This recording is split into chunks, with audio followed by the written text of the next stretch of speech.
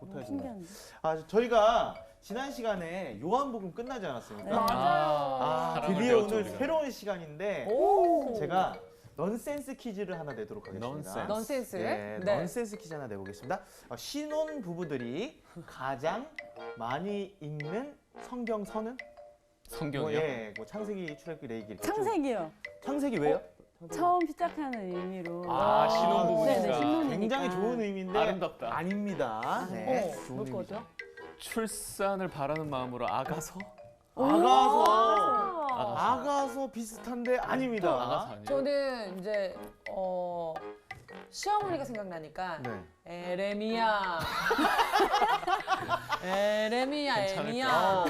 재밌는데요. 나중에 이거 아니면 갈라디아서. 뭐요? 신혼부부라니까. 갈라디 질투나니까. 아이고 무슨 말씀. 정답은 바로 에베소서입니다. 에베소서? 또 아이를 바라는 마음에 에베소서 이렇게. 애.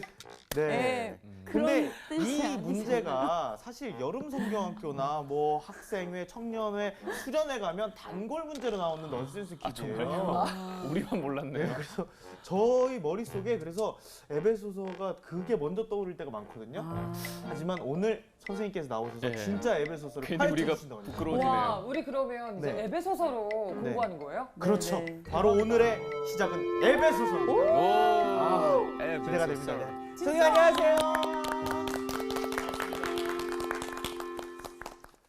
선생님 안녕하세요. 안녕하세요.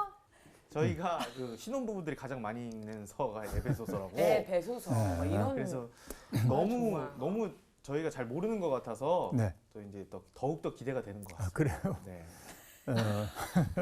너무 그 창피해. 신학생들이 정말 농담처럼 하는 얘기 그런 거 있어요. 봐요 네. 이때잖아요. 뭐 에베소서 읽고 네. 출산 임박하면 출애굽기를 읽어야 돼요. 애가 출.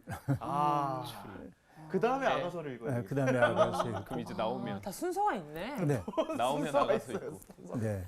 이건 뭐 이제 교회 안에 있는 넌센스 퀴즈이긴 네. 한데 아이들에게 성경책의 이름을 익숙하게 만들기 위해서 냈던 퀴즈가 아닌가 하는 생각을 갖는데 사실은 우리가 공부해야 하는 에베소서는 그렇게 이제 그냥 농담거리로 할 책은 아니죠, 분명히. 굉장히 중요한 의미가 있습니다.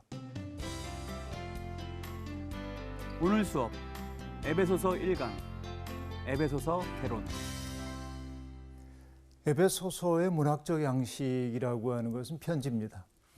편지. 우리가 서신이라고 그러죠. 네. 서신, 편지. 편지 써본 적 있나요? 예전에 군대에서 음. 그 전화번호 불을 펴놓고 전부 다 썼던 기억이 있어요. 왜? 그건 무슨 일이야? 네, 그 누구 한 명 답장 오나 이거 생각해봐서. 네. 슬프다. 외로움이 슬퍼하지 느껴지네요. 마세요. 저희는 연애 때. 아, 무슨 소리야. 한 분만 썼나 보네요. 한 아니, 분만. 최근에도 저는 좀 많이 썼어요. 여보 미안해 뭐 이러면서. 그거는 각서 아닌가요? 각서? 지장 찍고. 뭐 최근에도. 그 뭐 우리가 사용하고 있는 예. 소통의 수단들이 있죠. 휴대폰. 문자 이렇게 예. 보내오고 편리해지긴 했는데 이게 깊은 소통은 가능하지 않은 것처럼 느껴집니다. 그래서 지금도 저는 이제 저한테 편지를 보내오는 분들의 편지는 되게 모아둡니다. 이렇게 상당히 많이 모아져 있는데요. 또 어떤 분들은 컴퓨터로 써가지고 출력을 해가지고 자신의 이름을 서명해서 보내오는 경우도 있지만은 손글씨로 보내온 편지의 맛에는 미치지 못한다고 얘기할 수 있겠죠. 왜냐하면은 컴퓨터로 쓴 글은 문자가 표준화된 문자로 그렇게 하기 때문에 그 속에서 그 사람의 어떤 그 마음이랄지 이걸 느낄 수가 없어요.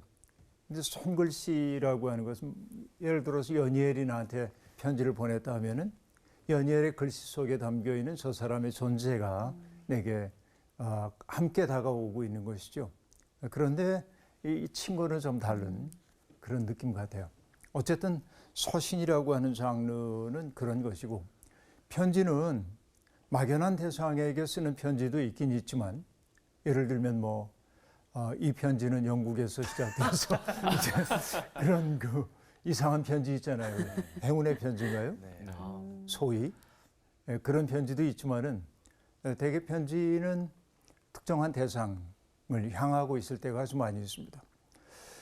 근데 특정한 대상만 향하진 않을 때도 있어요. 예를 들면 이런 거이죠. 어떤 사람이 쓸쓸한 마음에 뭐 누군가에게 누구라도 나의 수신자가 되어줘 받아줘 하는 심정으로 편지를 써가지고 병 속에 집어넣고 병을 밀봉해서 바다에 띄워보냈어요. 그래서 이렇게 떠다니다가 그 병이 어느 바닷가에서 산책하던 사람에게 손에 들려지고 그 병 속에 종이가 있는 것을 보고 꺼내서 읽어보니까 편지였고 그 편지가 나의 인생을 바꿔놨다. 이럴 수도 있잖아요. 그래서 글을 쓰는 사람들이 종종 자기들이 글 쓰는 행위를 얘기할 때 그 병에 든 편지 얘기를 할 때가 있습니다. 내가 지금 쓰고 있는 글이 누군가가 읽어줄 텐데 그 글을 읽은 사람의 삶이 어떻게 달라질까 하는 소망을 품기 때문이죠. 그러나 대부분의 편지는 특정한 수신인이 있습니다. 받는 사람이 있는 거죠. 그런가 하면은 그 편지가 오고 갈 때 우리는 뭐냐면 서로의 이야기의 맥락을 이해하게 되고 친밀한 교제가 일어나기 시작합니다. 맥락을 안 되는 건 상당히 중요합니다. 예를 들어서 동준 씨하고 유주 씨가 부부인데 두 사람이 친밀하게 나누는 얘기를 들으면은 우리는 들으면서 이해를 못할 때가 있습니다. 왜냐하면은 그 맥락, 대화의 맥락을 내가 알지 못하기 때문에 문자는 뭔지는 알지만 무슨 뜻으로 한 얘기인지 모를 때가 아주 많이 있습니다. 그렇죠. 그러니까 편지라고 하는 것은 서로의 맥락을 이해하게 함으로 친밀성의 공간을 창조하기도 한다. 이렇게 말할 수 있습니다. 그리고 아까 얘기한 대로 손글씨의 정다움 이런 것들이 있잖아요. 여러분 제가 이제 그 개인적 얘기해서 안 됐습니다만은 그 손녀 생일을 맞이해 가지고 손녀에게 생일 편지를 써서 보내줬습니다. 근데 이제 얘가 이제 올해 초등학교를 들어갔는데 할아버지의 편지를 드디어 읽을 수 있게 됐잖아요.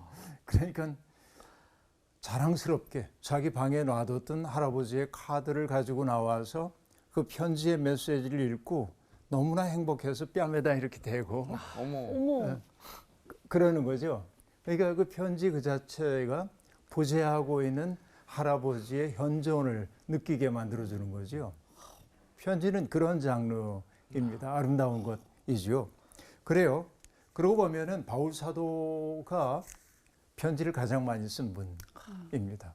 그렇죠. 바울 사도는 거의 모든 글을 편지로 쓴 분이기 때문에 그렇습니다.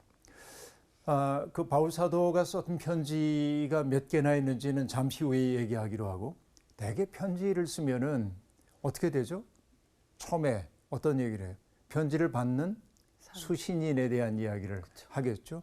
옛날에 우리 편지 쓸 때 아버님 전 상서 편지를 받으신 분이 아버님이란 말이에요. 요즘 이렇게 쓰는 사람 아무도 없겠습니다만은 뭐 친애하는 아무개씨 그렇죠.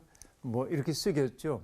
또 아무개님, 김원구님 이렇게 그리고 편지에 대개 보면은 따스한 인사말 같은 것들이 있습니다. 그죠? 봄이 되었는데 봄꽃 즐기셨나요? 뭐 이런 데든지 뭔가 그 계절에 대한 것 얘기한다든지 그 편지에는 편지를 보내는 사람이 누구인지 받는 사람이 누구인지 그리고 근황에 대한 이야기를 하고 그 다음에 축복의 말도 하죠. 원구 씨가 행복했으면 좋겠어요. 라든지 이렇게 이제 얘기합니다. 그러고 나서는 뭐예요? 몸글이 나오죠.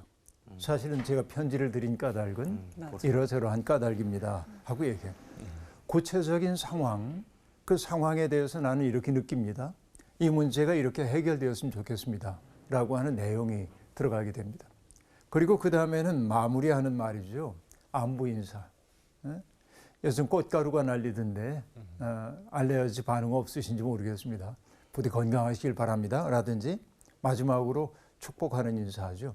기독교인의 편지라고 한다면 주님의 평강이 함께하길 빕니다 라든지 이렇게 편지를 쓰죠. 그러니까 뭐예요? 처음에는 도입, 이건 발신자, 수신자, 축복의 말, 몸끓은 구체적인 상황, 이 문제가 어떻게 해결되기를 바란다라고 하는 내용, 그 다음에는 결어, 축복의 말들, 또 내가 함께하고 있는 동준 씨가 연예일 씨에게 안부의 인사를 여쭙네요, 이런다든지. 그래서 이런 것들이 이제 편지의 내용이라고 볼 수 있습니다. 그러니까 편지는 굉장히 따뜻해요, 되게. 근데 물론 따뜻한 편지만 있는 건 아닙니다. 격렬한 편지도 있습니다.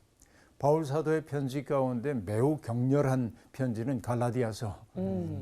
갈라져서 그런가? 갈라디아서. 봐봐. 어쨌든 그건 뭐 나중에 기회가 있으면 얘기하기로 하고, 사실 우리가 신약 성서 27권 가운데 바울과 관련된 책은 13권입니다. 거의 절반에 해당된다고 얘기할 수 있겠죠. 그런데 이제 학자들은 분류를 해요. 바울 사도가 정말 쓴 편지와 나중에 후대 사람이 바울의 이름을 의지하여 쓴 편지, 그것보다 더 후대의 사람이 바울의 이름을 의지하여 쓴 편지, 이렇게 이제 구분을 합니다. 일반적인 신학을 공부하지 않은 분들은 굳이 그렇게 상세하게 알 필요는 없지만, 그래도 바울 사도의 가르침을 알기 위해서는 약간의 구분 같은 것들은 필요해요. 그런데 바울 사도가 썼던 서신으로 알려진 책 가운데 맨 먼저 쓰여진 책은 뭘까요? 여러분이 알 수가 없어요. 그래서 배우기 전에는 알 수가 없습니다. 데살로니가 전서입니다. 데살로니가 전서가 맨 처음 쓰여지고, 그리고 이제 쭉 이제 연결이 되는데, 대개 어떤 책이냐면 데살로니가 전서, 갈라디아서, 빌립보서, 빌레몬서, 고린도 전서, 고린도 후서, 로마서, 이렇게 7권의 책이 바울 사도가 직접 혹은 서기를 통하여 쓴 글로 여겨지고 있습니다. 그런데 바울 사도가 직접 쓰지 않았다고도 하고 직접 썼다고도 하고 논란거리가 있는 책들이 있는데, 그 책이 뭐냐면 골로새서, 에베소서, 데살로니가 후서, 이 3권의 책입니다. 그런데 어쨌든 나중에 얘기하겠습니다만, 에베소서는 제2 바울 서신이라고 얘기해요. 그래서 아까 얘기했던 7권의 책이 제1 바울 서신이라고 한다면, 뒤에 나왔던 그 3권의 책은 제2 바울 서신, 그 다음에 제3 바울 서신이 있는데 소위 목회 서신이라고 얘기하는 디모데 전서, 디모데 후서, 디도서, 이 3권의 책은 사실은 바울 사도보다 훨씬 후에 기록된 책이기 때문에, 그러나 바울 사도의 정신이 그 속에 녹아들어 있다고 보기 때문에 제3 바울 서신 이렇게 얘기합니다. 자, 7권, 3권 그랬죠? 네. 7권 기억하겠어요? 이건 뭐 쪽지 시험 보는 것도 아니고 데살로니가 전서, 갈라디아서, 빌립보서, 그리고 고린도 후서, 네. 그 다음에 중요한 게 빌레몬, 빌레몬서. 마지막이 로마서. 그리고 바울 사도가 쓴 것으로 그 권위를 의지해 썼던 책이라고 했던 것은 뭐였죠? 골로새서, 골로새서, 에베소서, 에베소서, 데살로니가 데살로니가 후서. 후서. 기억력 좋은데? 와. 쪽지 시험 보는 격인데 다 기억을 했는데요. 주입식 교육. 그러면 세 번째 제3 바울 복음서라고 했던 건 뭐 있었죠? 디모데 전후서, 디모데 전후서, 디도서. 디도서. 야, 원구 씨 우와. 원래 개그맨이 이렇게 암기력이 좋습니까? 맞아요. 잘 듣고 있습니다. 선생님 잘 듣고 있습니다. 아 그래요? 진짜 또 물어봐야지. 그래도 이거 금방 그렇게 외우는 게 쉽지가 그럼요. 않은데. 네. 집중력이. 아마 그 지금 방송을 듣고 있는 분들도 한번 머릿속에 이렇게 그려봤을 텐데 원구 씨가 아주 모범을 보여줬습니다. 근데 편지는 대개는 뭐 친교를 위해 쓰는 경우도 있죠. 뭐 친교를 위해 쓰는 편지 어떤 것들이 있을까요? 그냥 원구 씨한테 네. 그냥 하는 거예요. 요즘 다양하게 피어나는 꽃들이 제 마음 속에 당신을 떠올리게 했습니다. 그러더니 설레이네요. 받고 싶다. 그런 편지 받고 싶죠. 좀 동준 씨 좀 어떻게 바로 뒤에 있는 분한테 바로. 여보 내가 그러려고 그런 게 아니야. 잘못을. 근데 대개 바울 사도가 편지를 쓸 때는 그냥 보고 싶어서 쓰거나 그러지는 않고 바울 사도가 개척했던 혹은 바울 사도와 관련을 맺었던 교회들이 다양한 문제 상황 속에 빠져들고 있을 때 그 문제에 대한 신학적인 답을 주기 위해 쓰는 경우가 대부분이었습니다. 그러니까 편지를 쓴다고 하는 것은 뭔가 문제가 있기 때문에 썼다 하는 얘기입니다. 그러니까 옛말에 무소식이 희소식이다. 희소식이란 말이 있긴 합니다만 그 말도 맞긴 맞는데 그 말을 가지고 누군가에게 인사를 여쭤야 하는 것을 소홀히 하는 명분으로 삼으면 안 됩니다. 우리들이. 그래서 여러분 이 우울한 시대를 건너는 중요한 방법 가운데 하나가 오늘부터라도 시작해 보세요. 엽서를 좀 사다 놓고 누군가에게 손글씨로 짤막한 엽서라도 쓰는 거예요. 꽤 오래 전입니다만은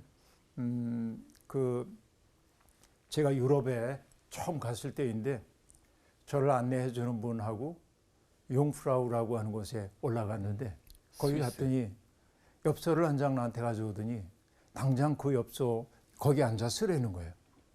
누구한테요? 그랬더니 제 아내한테 편지를 쓰래요. 그래서 융프라우 꼭대기에서 편지를 쓰고 거기에 우체통이 있어요. 거기에 넣어서.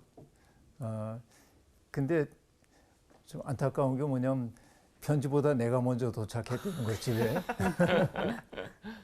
근데 어쨌든 그 편지를 쓴다는 것은 뭔가 문제가 있기 때문인데 사실 교회라고 하는 거 여러분 교회가 먼저 교회와 복음서와 바울 사도의 서신이 있는데 이 가운데 맨 먼저 생겨난 게 뭘까요? 복음서. 복음서라고 되게 생각합니다. 교회. 그러나 중요한 것은 뭐냐면 교회가 먼저 생겨나요. 도처에서 예수 그리스도를 믿는 사람들의 모임이 생겨나기 시작하고 그리고 대개는 그 복음서가 있기 전에 누구냐면 예수님을 목격했던 사람들 혹은 예수님에 대한 증언을 들었던 사람들이 이야기를 나누죠. 근데 나중에 예수님이 십자가 처형당하시고 부활 승천하신 다음에 30여 년의 세월이 흘러갔을 때 예수님과 동행했던 사람들이 많이 세상을 떠나고 순교를 당하기도 하자 주님의 생생한 말씀을 구전으로 진술해 줄 수 있는 사람들이 줄어들게 되자 뭐를 필요했냐면 그 말씀을 기록해야 할 필요가 있었고 이게 복음서를 낳게 되죠. 그런데 복음서가 나오기 전에 교회의 문제를 해결하기 위해 서신들이 먼저 쓰여지고 그리고 복음서는 세 번째로 쓰여지게 되는 거죠. 그렇죠. 그러니까 사실은 복음서보다도 바울 사도의 서신이 먼저 있었다고 얘기할 수 있어요. 그러니까 신약 성서를 이해하는데 바울 사도의 서신이 매우 중요하다는 걸 우리가 그렇게 느낄 수 있습니다. 사실 교회의 탄생이라고 하는 건 어떻게 이루어졌죠? 주님이 부활 승천하신 다음에 성령이 충만해진 사도들이 세상 앞에 나가서 예수님을 전했어요. 그 이름을 전하기 시작합니다. 여러분 성전 미문 앞에 앉아 있었던 걷지 못하는 거린에게 베드로와 요한이 다가가서 형제에게 뭐라고 얘기하죠? 금과 은은 내게 없지만 내게 있는 것으로 내게 주노니 그 다음에 뭐야? 곧 나사렛 예수의 이름으로 일어나 걸어라 하고 얘기합니다. 나사렛 예수의 이름을 얘기하기 시작합니다. 그렇죠. 사도행전은 그래서 오순절 성령 강림 사건 이후에 사도들이 선포했던 그 이름에 대한 이야기를 하기 시작합니다. 예수의 이름 그리고 그 이름으로 말미암아 삶이 변형되는 것을 경험했던 사람들이 모여서 함께 공동체를 이루기 시작하면서 교회가 형성이 됐다고 얘기할 수 있겠죠. 그래요. 그러면서 그 교회 공동체라고 하는 게 예루살렘과 유대와 사마리아와 땅 끝으로 번져가기 시작하죠. 그러면서 복음이 점점 확산됐습니다. 근데 복음의 확산 경로를 보자고 한다면은 뭐가 복음을 확산하도록 했냐면 사실은 아이러니하지만 박해입니다. 사도들에 대한 박해가 예루살렘에서 일어나니까 예루살렘에 있을 수가 없어서 그들이 번져갔어요. 여기저기로. 그렇죠. 마치 들불처럼 번져가기 시작합니다. 역사의 아이러니입니다. 근데 그 박해의 와중에 기독교가 이렇게 번져갈 때 그 매개구시를 했던 사람이 가장 중요한 사람이 바울 사도란 말이죠. 이게 놀라운 일이라고 볼 수 있습니다. 그런데 가는 곳마다 교회가 세워지지만 교회는 성인 군자들의 모임입니까? 완벽한 사람들의 모임입니까? 아닙니다. 그렇지 않죠. 교회 안에는 정말 다양한 사람들이 있어요. 하나님의 은혜 속에서 은혜라고 하는 용광로 속에서 다 녹아져서 불순물이 걸러지고 그리고 순수한 것만 남으면 얼마나 좋겠습니까만 용광로 속에 들어가기를 거부하는 사람들이 있어요. 그 속에 들어가도 자아가 너무 단단해가지고 여전히 자기 중심으로 세상을 보는 사람도 있습니다. 유사일에 이건 어쩔 수 없는 인간의 한계라고도 얘기할 수 있습니다. 그리고 인간이 완벽한 지혜를 알 수 있어요? 누구도 완벽한 지혜를 갖고 있다고 말할 수 없습니다. 그러니까 견해 차이가 나는 건 당연합니다. 원구씨하고 유주씨하고 논쟁을 하는 거예요. 뭐라고 논쟁을 하냐면 세상에서 최고의 음식은 짜장면이다. 그러자 유주씨가 무슨 소리냐 짬뽕이다. 싸워요. 진짜 짬뽕이죠. 네. 누가 옳은 거예요? 저요. 네. 짬짜면이 짬뽕 오는 진리. 네. 누구든지 다 알고 있습니다. 취향이죠. 네. 개인 취향. 그러니까 사람이 다른 만큼 세상을 바라보는 시각이 다 다를 수밖에 없고 그래서 우리는 나의 편협함을 인정할 수 있어야 하는데 그걸 인정하지 않으려고 할 때 갈등이 생겨나는 거죠. 교회 안에도 그런 갈등이 아주 많이 있었던 겁니다. 바울 사도가 편지를 썼던 까닭은 그런 갈등이 교회 공동체의 연합을 깨뜨리고 있다고 느꼈기 때문에 그 문제를 해결하기 위해 쓰는 편지예요. 예를 들면 데살로니가 전서 같은 책은 종말이 지연되는 데 따른 사람들의 갈등이 심해졌어요. 곧 오신다고 하는 주님이 안 오시는 거예요. 재림 지연이 벌어지기 시작합니다. 그러다 보니까 그릇된 종말론이 사람들을 사로잡기도 해요. 그 문제에 대한 교훈 주기 위해 바울 사도가 쓴 게 데살로니가 전서입니다. 갈라디아서는 율법주의 문제, 그러니까 교회 안에는 유대인도 있고 이방인도 있고 그랬는데 유대인들이 가지고 있는 어떤 그 율법주의를 가지고 복음의 자유를 뒤흔들려고 하는 태도들이 있었기 때문에 그 문제를 해결하기 위해 쓰는 것이 갈라디아서입니다. 이 빌립보서라고 하는 책은 바울 사도가 감옥에 갇혀 있을 때 쓴 편지인데 기쁨의 서신이에요. 그리스도의 마음을 품고 산다는 게 얼마나 행복한 일인지에 대한 이야기를 해줍니다. 빌레몬서는 탈출 노예인 오네시모를 주인에게 빌레몬에게 돌려보내면서 그를 형제의 따뜻한 사랑으로 맞아달라고 하는 부탁의 편지입니다. 고린도 전서는 어떤 책이죠? 고린도 교회가 다양한 분파 때문에 아주 그 갈등 속에 있었습니다. 분파 문제만이 아닙니다. 결혼 문제라든지 우상 앞에 바쳐졌던 재물 문제라든지 은사의 다양함 때문에 다투는 문제라든지 바울 사도는 바로 이런 문제를 해결하기 위해 고린도 전서를 쓰거든요. 그리고 로마서는 로마의 평화라고 하는 허구의 평화, 폭력의 바탕을 둔 로마의 평화, 이것이 얼마나 허구인지를 밝혀내면서 참된 그리스도의 평화가 무엇이고 그 그리스도의 평화 안에 사는 사람들의 삶이 어떠한지를 가르쳐주기 위해 써요. 그러니까 모든 책들은 저마다의 문제를 해결하기 위해서 그렇게 썼다 하는 얘기이죠. 근데 여하튼 에베소서는 아까 얘기한 대로 제2 바울 서신이라고 얘기했죠. 네. 어떤 분은 에베소서도 바울이 썼음에 틀림없다 이렇게 주장하기도 합니다. 우리가 그런 주장도 귀담아 들을 필요도 있지만은 그러나 1장 1절은 이 서신을 쓴 분이 바울 사도라고 명토바가 얘기하고 있습니다. 그렇죠? 그래서 하나님의 뜻으로 말미암아 그리스도 예수의 사도된 바울은 그렇게 말하잖아요. 네. 그래요.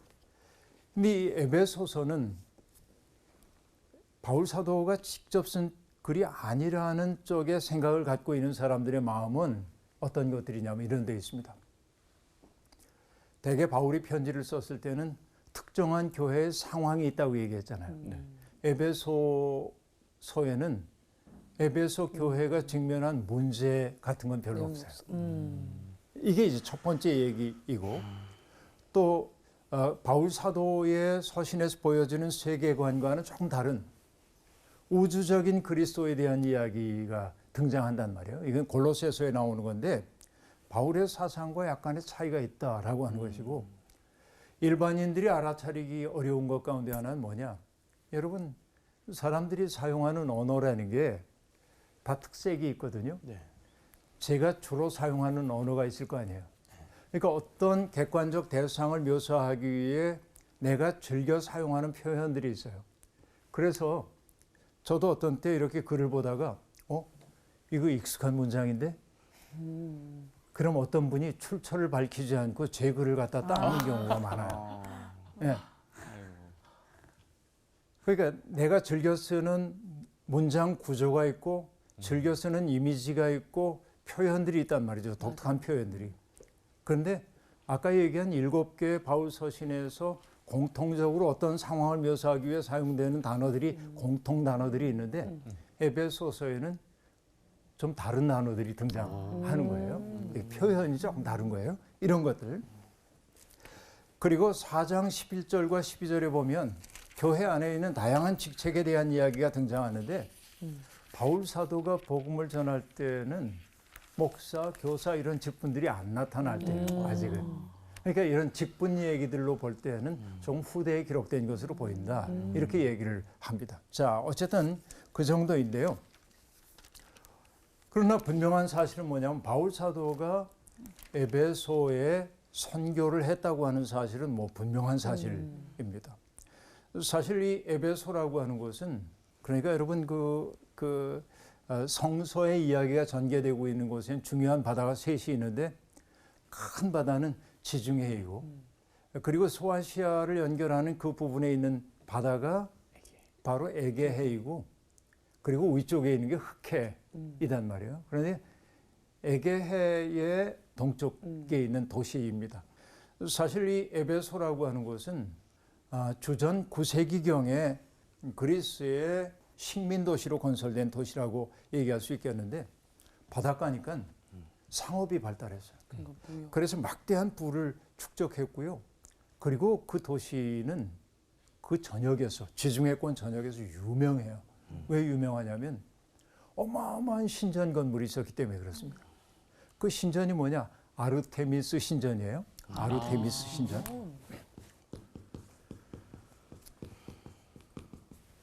아르테미스. 조금 이제 설명을 해야 하겠습니다만은 아르테미스 신전 얘기인데 나중에 요 신전에 대한 얘기를 들려주겠습니다.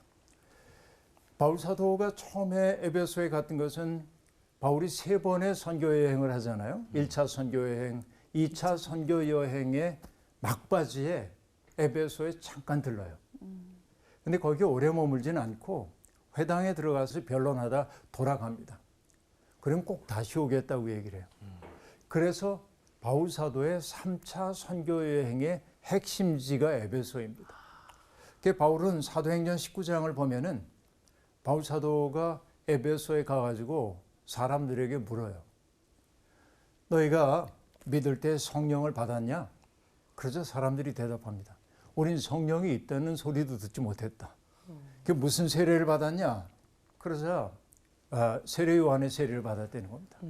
그래서 바울 사도는 성령에 대해서 가르치고 예수의 이름으로 세례받는 것을 가르치고 그들에게 세례를 베풉니다. 그런데 성령이 말씀을 전할 때 성령이 그들에게 임해요. 에베소 사람들에게. 그러자 그들이 방언도 하고 예언도 했습니다. 그래서 12사람의 코어 그룹이 만들어져요. 그래서 바울은 회당에서 석 달 동안 강론하면서 그리스도에 대한 복음을 전파합니다. 그런데 바울 사도가 그곳에서 복음을 전하면서 유대인이 아닌 사람들 가운데 매력을 느껴서 회당 공동체에 동참하고 있던 유력한 사람들이 바울의 이야기를 따라서 거기에 집중이 되는 것을 보고 유대인들이 불쾌감을 느낍니다. 그래서 바울 일행을 비방해요. 그리고 쫓겨납니다.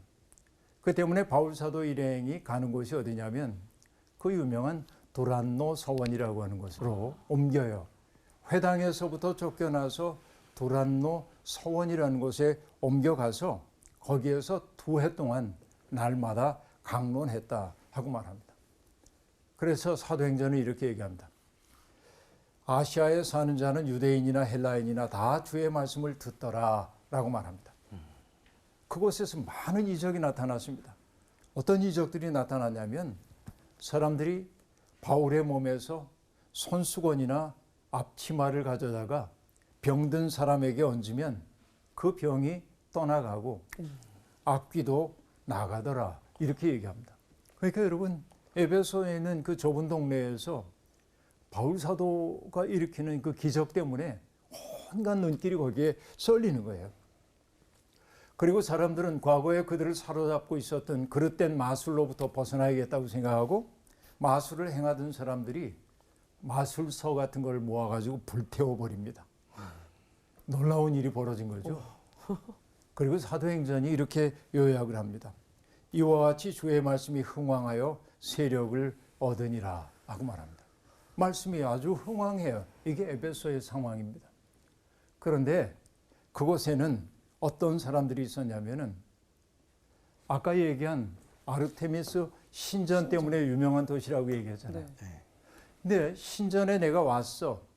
이 신전 앞에서 내가 뭐 신에게 뭔가 바치기도 하고 그러고 가는데 돌아갈 때 사람들이 꼭 뭘 하고 싶으냐면 우리 여행지에 가면은 기념품 사는 것처럼.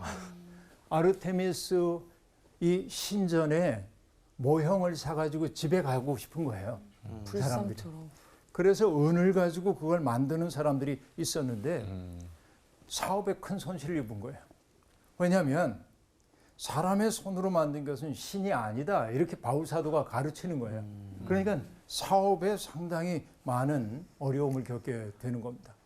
그러자 그 데메드리오라고 하는 사람이 자기의 직공들과 그리고 자기가 만든 이 제품들을 판매하는 영업자들을 불러 모아가지고 선동하여 시위에 나서게 합니다.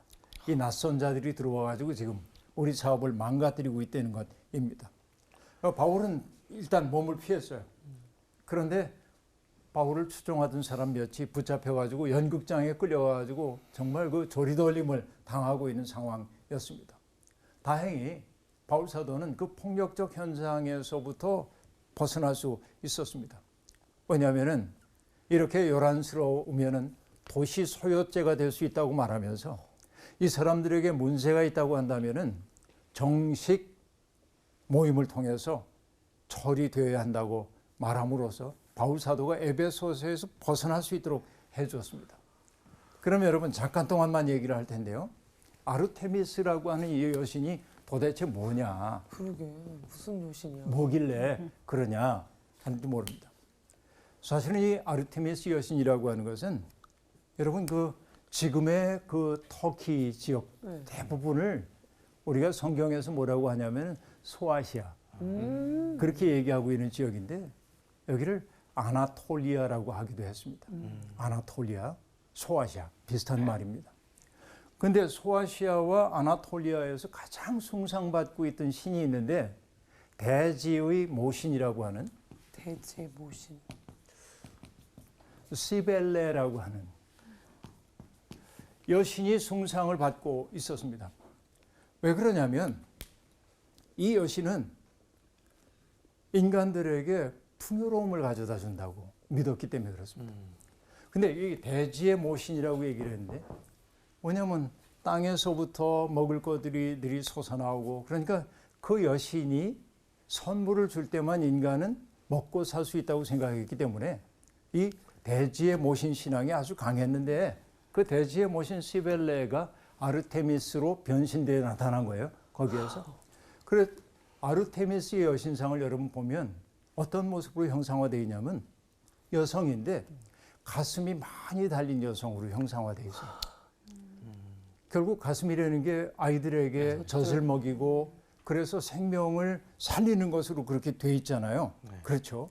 그러니까 그 대지의 여신으로서의 아르테미스, 이 신을 잘 숭상해야 우리가 땅이 수확물을 내기도 하고 동물들이 이제는 새끼를 낳고 그런 되는 거예요. 그러니까 사람들은 다 거기에 매여 살게 되었습니다. 근데 그 아르테미스 신전이 얼마나 컸냐면 주전 6세기에 세워졌는데요. 길이가 몇 미터냐면 130m. 신전이에요, 지금. 폭이 69m. 그리고 지름 2m에 지름이 2m면 어떻게 되죠? 이거보다 더 크죠. 여기에 높이 18m인 기둥들이 대리석 기둥이 127개 열지어 서 있는 거예요. 그러니까 여러분 그 규모가 지금 상상이 되십니까? 어마어마한 아르테미스 여신의 신전이 그렇게 세워져 있던 것이죠. 바로 그곳에 바울 사도가 들어가서 복음을 전했고 그 여신들이 준다고 하는 복이 여신이 주는 게 아니라 우리가 믿는 하나님이 주시는 복이라고 하는 사실을 증거했던 게 에베소인 것이죠. 그런데 바울 사도가 이 에베소를 통해서 사람들에게 가르치려고 했던 것이 뭐냐면 결국은 그런 하나님 또 그런 하나님의 역사 섭리 가운데 등장하셨던 예수 그리스도를 믿는 사람들이 이룬 교회라고 하는 게 어떤 의미인지. 우리의 역사 속에서 교회라는 게 그저 집을 지어놓고 이거 교회입니다 하는 이게 교회가 아니고 교회라고 하는 게 얼마나 장엄한 의미를 갖고 있는 것인지. 그러니까 교회라고 하는 게 그리스도께서 현존하시는 장소이기도 하고 성령의 역사가 일어나는 장소라고 하는 말이죠. 이것을 에베소서를 통해 가르칩니다. 그러니까 지금 우리 시대에 가장 중요한 것 가운데 하나가 뭐냐면은 교회론이에요. 한국 교회가 너무 많이 욕을 먹고 있는데 뭐 때문에 그러냐면 교회론의 부재. 교회가 무엇인지에 대한 합의된 진실이 없기 때문에 그렇습니다. 여러분 건물만 번듯하게 지은 교회가 아니에요. 정말 교회가 무엇인지 하나님이 교회를 통해 하시려는 일이 무엇인지를 가르쳐주는 게 바로 바울 사도의 교회론이고 그 가운데서도 에베소서는 바로 그런 교회론의 핵심에 해당된다고 얘기할 수 있는 책입니다. 다음 시간부터 이제 구체적으로 본문에 들어가게 될 텐데 좀 기대가 되죠? 완전. 네. 그런 기대감을 품고 네. 다음 시간부터 한번 본문으로 가보도록 하겠습니다. 오늘 수업 여기서 마칠게요. 고맙습니다. 감사합니다. 쭉 그냥 연달아 하면 안 돼? 목사님 난 해주시겠다. 오늘 할줄 선생님. 알았는데. 아니 오늘 선생님께서 이제 그 전체적으로 에베소서에 대해서 개요를 좀 잡아주신 것 같아요. 그러니까요. 그래서 몰랐네요. 오프닝 때 저희가 했던 그런 농담들이 너무 창피하게. 근데 어떻게 들으셨어요? 오늘 기대가 어떻게 되십니까? 정말 하나님께서 그 교회를 이 땅에 세우신 그 뜻과 목적이 무엇인지 이 에베소서를 통해서 더 알 수 있게 될 것 같아서 너무 기대돼요. 네. 바울의 마음도 너무 궁금하고 어떤 마음으로 보냈을지가 너무 궁금해요. 아 빨리 지금 다음 주가 됐으면 좋겠다. 기대가 됩니다. 아무래도 이제 사도 바울의 이제 입을 통해서 저희가 듣는 거기 때문에 그 한 사람의 이제 입장에서 이제 바라본 것들이기 때문에 더 와닿고 우리가 어떤 마음가짐을 가져야 되냐 이제 나오겠죠? 네. 굉장히 기대가 됩니다. 그러면 제가 우리의 몸은 교회입니다. 이러면 여러분께서 다 같이 제대로 된 교회가 됩시다라고 같이 외쳤으면 좋겠습니다. 자, 우리 에베소서 새로운 장을 기대하면서 여러분 우리의 몸은 교회입니다. 제대로 된 교회가 됩시다. 기대됩니다. 에베소서.